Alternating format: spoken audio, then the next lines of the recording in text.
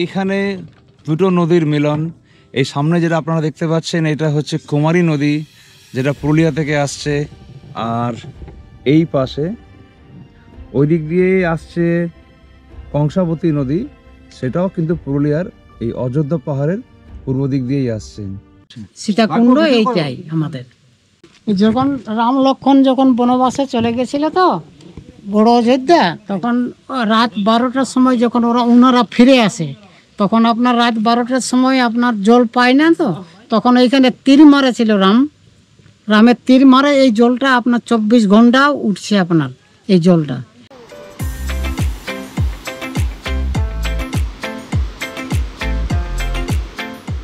যারা আপনারা আমার এই পুরুলিয়া সিরিজের আগের এপিসোডসগুলো দেখেছেন, আপনারা জানেন যে আমরা কলকাতা থেকে বেরিয়ে পুরুলিয়া অযোধ্যা পাহাড়ের ধারে আমাদের একটা সেকেন্ড হোম আছে, সেখানে আমরা আছি। এখানে আমাদের কালী পুজোর উদ্দেশ্যে আমরা এসেছিলাম, কালী পুজো হয়ে গেল, খুব সুন্দরভাবে হলো। এবার আমরা এখন কলকাতার দিকে ফিরবো, কিন্তু কলকাতার দিকে ফিরতে গিয়ে আমরা এখন এইখান দিয়ে প্রথমে এখন যাব, আমরা এই অযোধ্যা পাহাড় এই দিকে আছি। এখান থেকে আমাদের এই বাড়ির ছাদ দিয়ে দেখা যায়, কিন্তু প্রচণ্ড গাছপালার কারণে হয়তো কিছুটা ঠেকে রয়েছে। তো আমরা এখন যেখান থেকে শুরু করছি, এটা হচ্ছে অযোধ্যা পাহাড়ের একদম পশ্চিম দিকের প্রান্ত। আমরা এখান থেকে পাহাড়ে উঠবো, পাহাড়ে উঠে এখান থেকে আমরা প্রথমে যাব তুর্গা ফলস, তারপরে বামনি ফলস হয়ে আমরা অযোধ্যা হিল টপে যাবো, তারপর সীতাকুণ্ডে যাব, হয়ে আমরা পুরো পাহাড়টাকে এই পার থেকে শুরু করে ওই দিকের পারে মানে পূর্ব দিকের পারে চলে যাব, যেদিকে পুরুলিয়া সদর আছে। সেই পুরুলিয়া সদর হয়ে তারপর আমরা ওখান থেকে মানবাজার ডিভিশন যেটা আছে, মানবাজার ডিভিশন হয়ে আমরা চলে যাব মুকুটমণিপুর। মুকুটমণিপুর ঘোরার পর সেখান থেকে আমরা চলে যাব আমাদের বাড়ি কলকাতা। তো আজকের এই জার্নিতে আপনারা দেখতে পারবেন এই রুটটা আমরা কীভাবে সিলেক্ট করছি, এখানে কীরকম কী ভিউজ আসছে, এবং পুরুলিয়া এই অযোধ্যা পাহাড় মানে বাঘমুন্ডি অঞ্চল থেকে শুরু করে কলকাতা অবধি যাওয়াটা, এতে আমরা এতগুলো সমস্ত জায়গা ঘুরে কতক্ষণ সময় লাগছে সেখানে পৌঁছাতে, এবং কীরকম কী ভিউজ আসছে সেই সমস্ত জানার জন্য আপনারা এই ভিডিওটা একদম স্কিপ না করে পুরোটা দেখবেন, এবং আমরা ভীষণভাবে এনজয় করব, এবং সঙ্গে আপনারাও থাকবেন। কারণ এইখানে এই জার্নিতে যে সমস্ত ভিউজগুলো আসবে ভীষণই সুন্দর, সেটা আপনারা না দেখলে বুঝতে পারবেন না। তাই জন্য পুরো ভিডিওটা অবশ্যই দেখবেন। আর তাহলে এখন আমাদের জার্নি আমরা কিছুক্ষণ পরে আবার শুরু করব। আর এখন বাজে প্রায় সকাল 9টা মতন, আর আমরা এখন আছি এই পুরুলিয়া অযোধ্যা পাহাড়ের ধারে বাঘমুন্ডি অঞ্চলে। এই আমরা এখন চলে এলাম, এই হচ্ছে তুর্গা ফলস। এই বাঁ দিকে নিচের দিকে নামতে হবে। এই নিচে হচ্ছে তুর্গা ফলস, আর এই সামনে দিয়ে রাস্তা নিচের দিকে যাচ্ছে। নিচে নামার রাস্তাটা এই মোটামুটি এরকম স্টেপস করা আছে। এই হচ্ছে তুর্গা ফলস।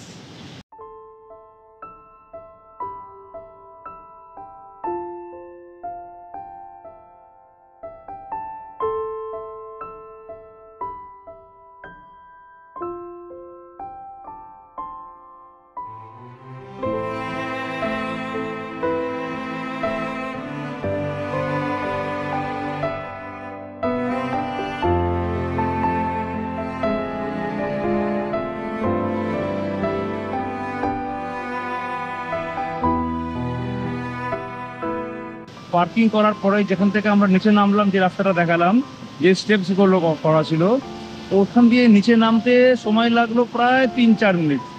একদমই ইজি, মোটামুটি আমার মনে হয় যে কোনো মানুষই আসতে পারে, খুব একটা বেশি ফিট না হলেও এখানে চলে আসতে পারবে, তবে একটু সাবধানে আসতে হবে, নাহলে স্লিপ করে যাবে। এই এখন আমরা চলে এসেছি বামনি ফলসের কাছে, আর এখানে পার্কিং করে নিচে নামতে হবে।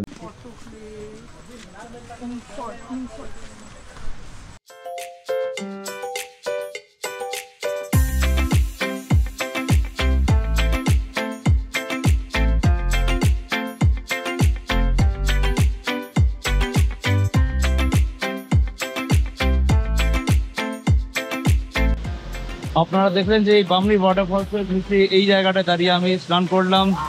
এখানে স্নান করে এই ওয়াটারফলসের জলের তলে দাঁড়িয়ে স্নান করে যা মজা, যা ফিলিংস, এই ফিলিংস কোনো কিন্তু সুইমিং পুল বা 5 স্টার হোটেলেও এই মজা পাওয়া যাবে না।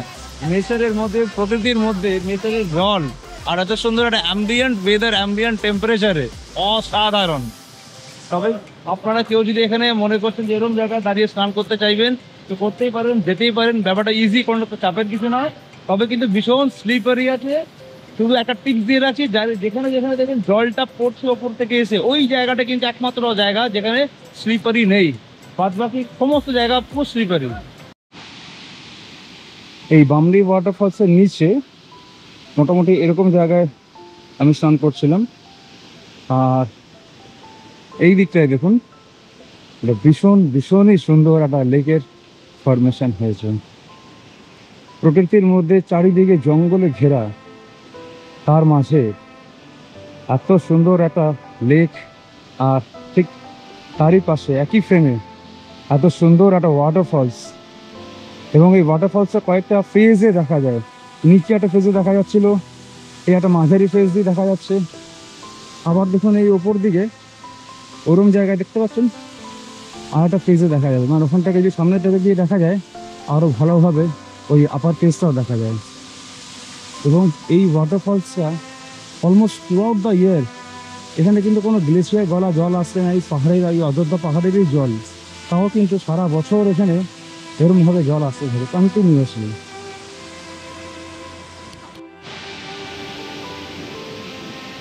আর এই হচ্ছে বামনি ওয়াটারফলসের, যেটা এইমাত্র আমি বললাম আপার ফেসটা।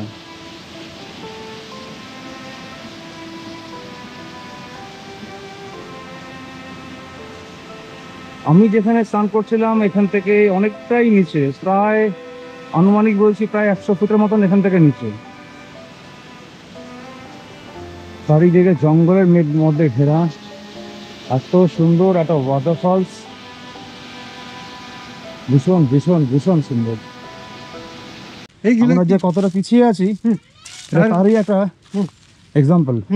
এইটা কি করে যে সবার জন্য নোংরা করে, এইখানে মানুষ থাকছে, এইখানে কে ভোগ করছে? আমরাই ভোগ করছি, হ্যাঁ পাড়ার লোক আমিই তো। হ্যাঁ, এই সামনে এই যে মোড়টা দেখছেন, এটা হচ্ছে রাঙা মোড়। এখান থেকে এই বাঁ দিকে যে রাস্তাটা বেরিয়ে যাচ্ছে, এটা চলে যাচ্ছে মার্বেল লেকের দিকে।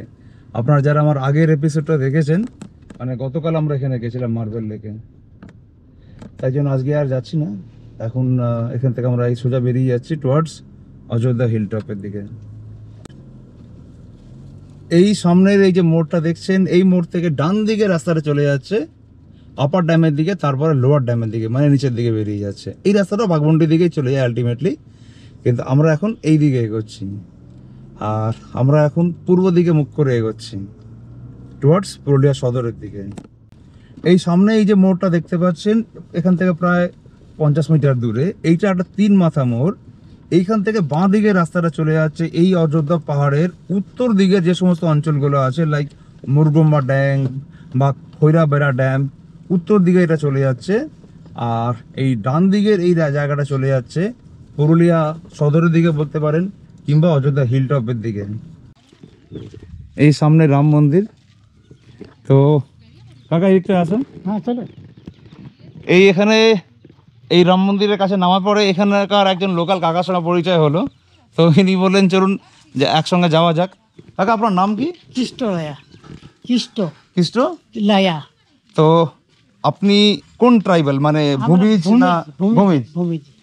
এই অঞ্চলে পুরুলিয়ার বিশেষ করে এই অঞ্চল মানে অযোধ্যা পাহাড় অঞ্চলে সাঁওতাল ট্রাইব তো আছেই, এছাড়া ভূমিজ ট্রাইবও একটা বড় সংখ্যায় আছে।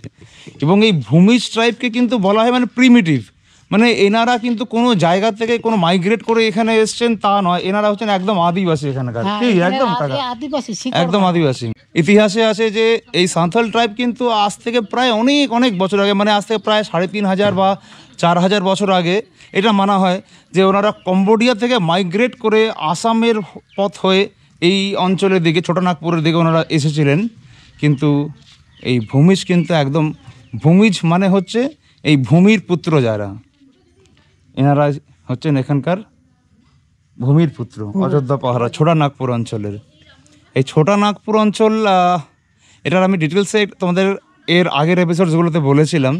এই ছোটনাগপুর অঞ্চল হচ্ছে নাগবংশী ডাইনেস্টি, সেই নাম থেকে এই নাগপুর বা ছোটনাগপুর এই জায়গাটার নাম পড়েছে।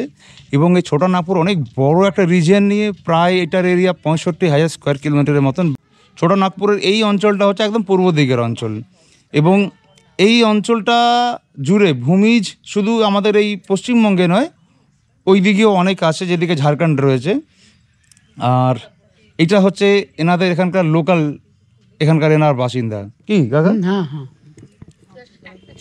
উঠুন। তো এরকম অনেক আরও গল্প আছে। তার আগে রাম মন্দিরটা একটু আপনাদের দেখাই। এখানে যখন আসবেন, এই রাম মন্দিরটা অতটা পপুলার তো নয়, তবে আমি যখনই আসি চেষ্টা করি এই মন্দিরে আসতে।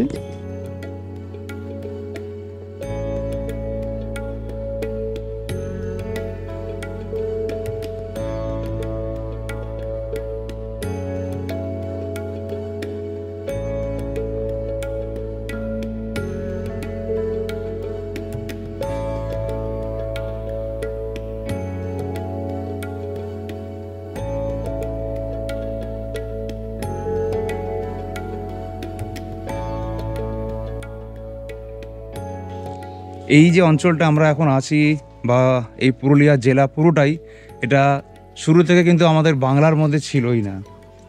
এটা এমনকি আমাদের ব্রিটিশ পিরিয়ডের পরে যখন আমাদের দেশ স্বাধীন হয়ে যায়, যখন আমাদের পশ্চিমবঙ্গ রাজ্য যখন গঠন হয়েও যায়, তারপরেও কিন্তু এই অঞ্চল বা এই পুরুলিয়া জেলা কিন্তু আমাদের পশ্চিমবঙ্গের মধ্যে ছিলই না। তো ডিটেলসে আমি তোমাদেরকে এটা ফার্স্ট এপিসোডে বলেছিলাম, এখন একটু শর্টে বলে রাখছি।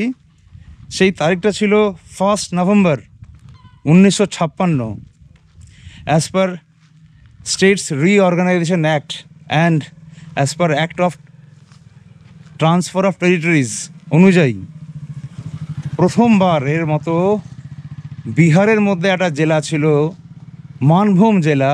সেই জেলাকে ভেঙে দুটো জেলা করা হয়েছিল। একটা ছিল ধানবাদ জেলা, যেটা সেই সময় বিহারের মধ্যেই রয়ে যায়, আর একটা নতুন জেলা বানানো হলো, সেটা হচ্ছে এই পুরুলিয়া জেলা, এবং সেই জেলাকে আমাদের পশ্চিমবঙ্গের মধ্যে ট্রান্সফার করে দেওয়া হয়। তারপর থেকেই কিন্তু এই পুরুলিয়া আমাদের পশ্চিমবঙ্গের মধ্যে ইনক্লুড হয়ে যায়। আর আপনাদের সাথে এখন এই কথা বলতে বলতে আমরা এখন সামনের দিকে এগোচ্ছি। এদিকে গেলে পরে সীতাকুণ্ড আসবে। এই সামনে এখানটা একটা কুয়া দেখা যাচ্ছে, এটাই হচ্ছে সীতাকুণ্ড। তো সামনে কি দেখাচ্ছি, এই হচ্ছে সীতাকুণ্ড। এবং এখানে দেখুন, এটা কিন্তু একদমই গভীর নয়, মাটির তলা থেকে দেখা যাচ্ছে জলটা বেরিয়ে আসছে উপর দিকে। কাকা, হ্যাঁ আমি তো মোটামুটি এটা ইতিহাস জানি, কিন্তু আমি শুনতে চাইবো আপনার থেকে, আপনার মুখেই শুনতে চাইবো যে এই সীতাকুণ্ডের ইতিহাস, এই রাম সীতার গল্পটা একটু যদি বলেন। হ্যাঁ যখন রাম লক্ষ্মণ যখন বনবাসে চলে গেছিল তো বড় অযোধ্যা, তখন রাত 12টার সময় যখন ওনারা ফিরে আসে, তখন আপনার রাত 12টার সময় আপনার জল পায় না, তো তখন এইখানে তীর মারেছিল রামের তীর মারে এই জলটা আপনার 24 ঘন্টা উঠছে আপনার এই জলটা।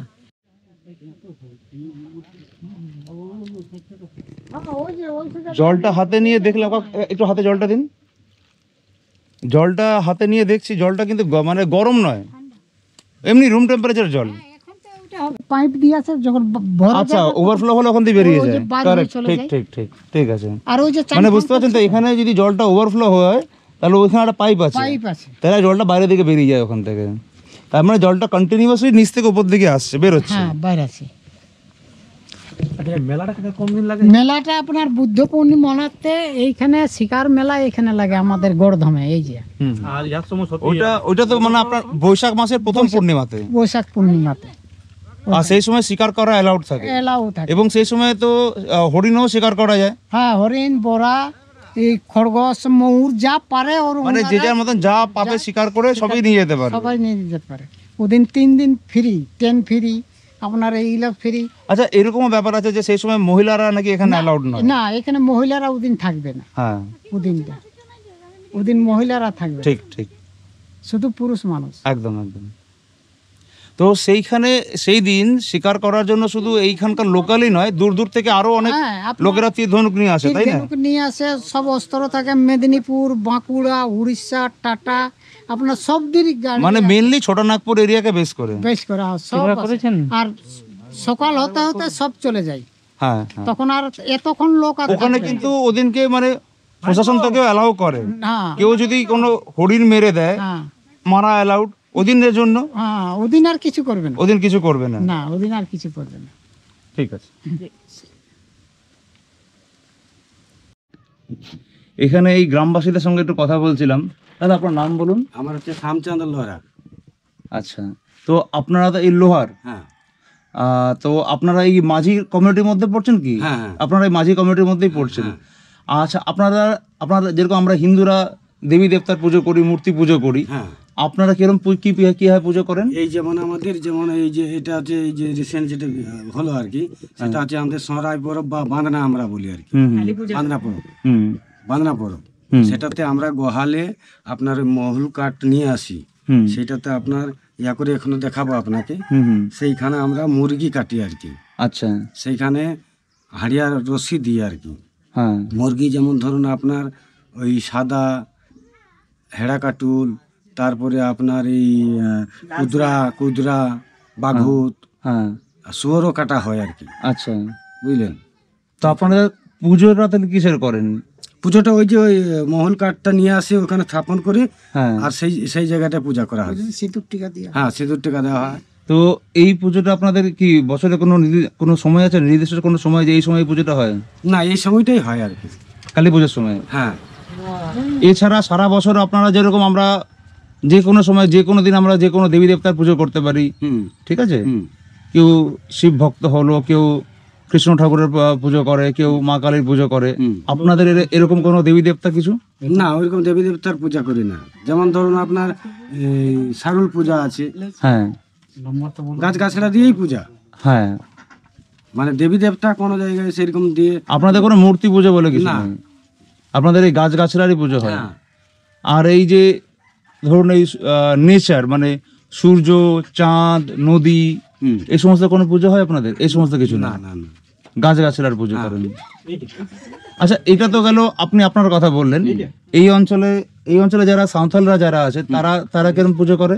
তাদেরও আছে আপনার ওই যেমন সারুল পূজা ওরা করে, হ্যাঁ। করম পূজা করে, হ্যাঁ ওইরকম আমরা করম পূজা করি। হ্যাঁ হ্যাঁ। এই করম পূজাটা আপনাদের কোন সময় হয়? ওটা হচ্ছে ভাদ্র মাসে। ভাদ্র মাসে? হ্যাঁ, ওই পুজোটা কিভাবে করেন?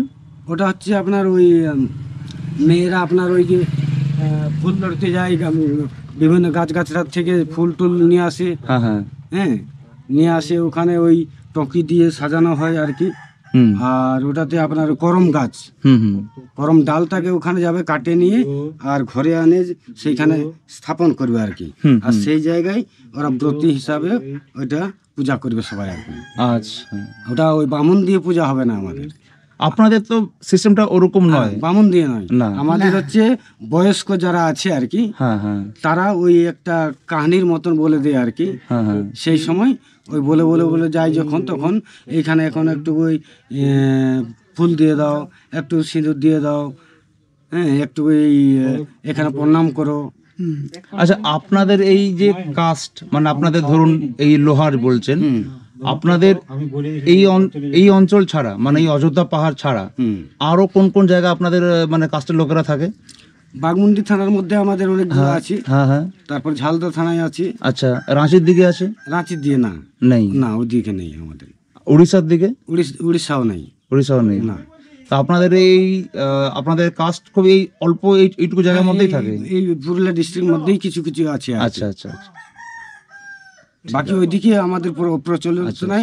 আর ওদের সঙ্গে আমাদের যে কুটুমবাড়ি হেরিফেরি এইসবও আমরা করি না। আচ্ছা আচ্ছা আচ্ছা, সেটাই জানতে চাইছিলাম। হ্যাঁ, ওদের সাথে আমরা করি না আর কি।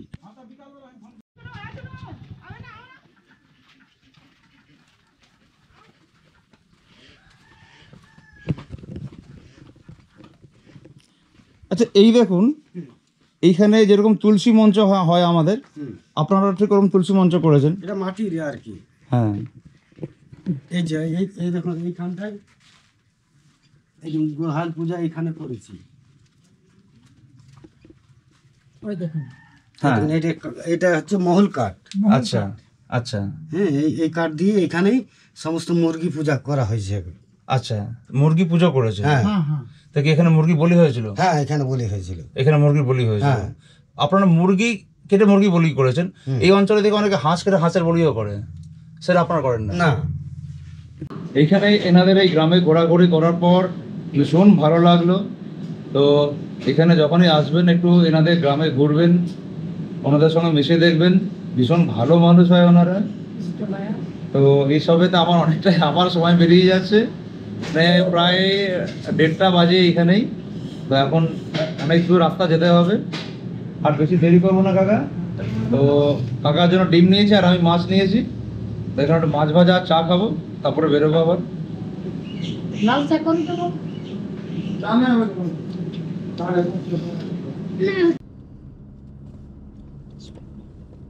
এখান থেকে দেখুন কি সুন্দর রেঞ্জটা দেখা যাচ্ছে।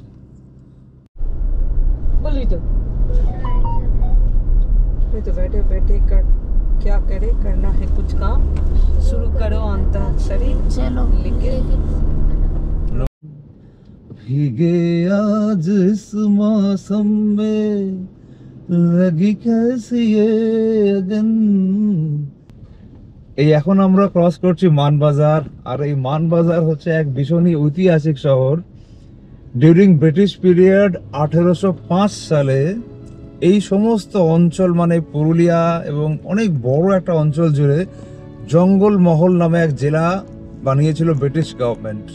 তারপর 1833 সালে সেই জঙ্গলমহল জেলা থেকে ভেঙে একটা নতুন জেলা বানানো হলো। সেই জেলাটার নাম হচ্ছে মানভূম, এবং সেই মানভূম জেলার হেডকোয়ার্টার ছিল হচ্ছে এই মানবাজার।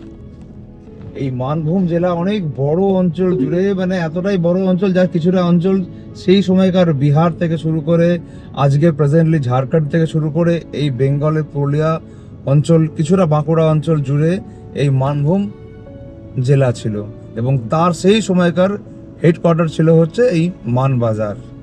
তো সেই মানবাজার ক্রস করে আমরা এখন এগোচ্ছি টুয়ার্ডস মুকুটমণিপুর থেকে, আর এখান থেকে মুকুটমণিপুর অ্যাপ্রক্সিমেটলি মোটামুটি 45 কিলোমিটারের মতন দূর।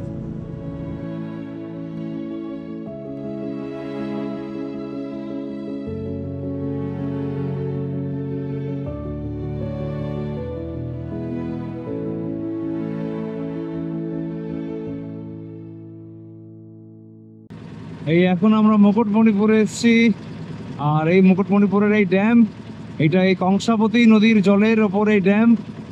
আর আপনারা দেখতেই পাচ্ছেন এখানে আমরা এগিয়ে যাচ্ছি একটা মোটর বোটে করে, আর যতদূর অবধি চোখ যাচ্ছে শুধু জলই জল। এই দিকটা এখান থেকে টিকিট কাউন্টার আছে, এখান থেকে এই আমরা টিকিট কাটলাম, কেটে আমরা এখন এই বোটে উঠলাম। উঠে এখন সোজা এই নদীর, দুটো নদীর মোহনা, সেদিকে আমরা এখন এগোচ্ছি। আর আপনারা দেখতেই পাচ্ছেন যতদূর অবধি চোখ যাচ্ছে শুধু জলই জল। আর এই জায়গাটা হচ্ছে বাঁকুড়া জেলার মধ্যে।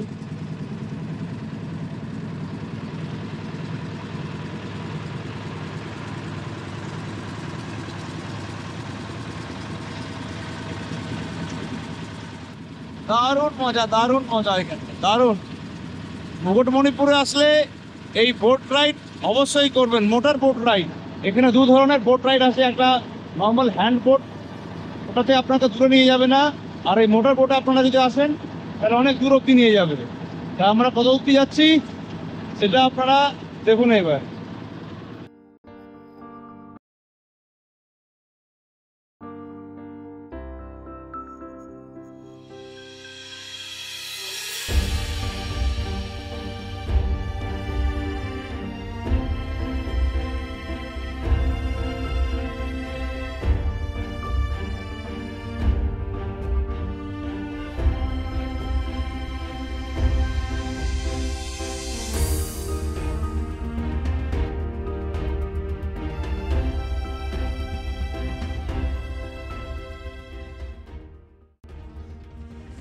এখন আমরা এখানে যেই জায়গাটায় আছি, এইখানে এই দুটো নদীর মোহনা, এইখানটায় হচ্ছে কুমারী নদী, এটাও পুরুলিয়া থেকে আসছে, আর ওই পাশ দিয়ে আসছে কংসাবতী নদী, সেটাও এই পুরুলিয়ার অযোধ্যা পাহাড়ের পূর্ব দিক দিয়েই আসছে। আর এই দুটো নদীর এই জায়গাটা মিলন, আর এই জায়গাটা হচ্ছে মুকুটমণিপুর ড্যাম, বা এটাকে কংসাবতী ড্যামও বলা হয়। এখানে বোট রাইডে এসে যেই মজাটা আমরা পাচ্ছি না, এটা কিন্তু দূরে রাস্তা আছে, ওখানে রোড দিয়েই মজাটা পাবেন না। কি টুম্পা, নিশ্চয়ই তুমি বলো তোমার কেমন লাগছে? দারুণ। তো ঘন্টার পর ঘন্টা কাটিয়ে দিলেও কোনো অসুবিধে নেই, খুবই সুন্দর জায়গা।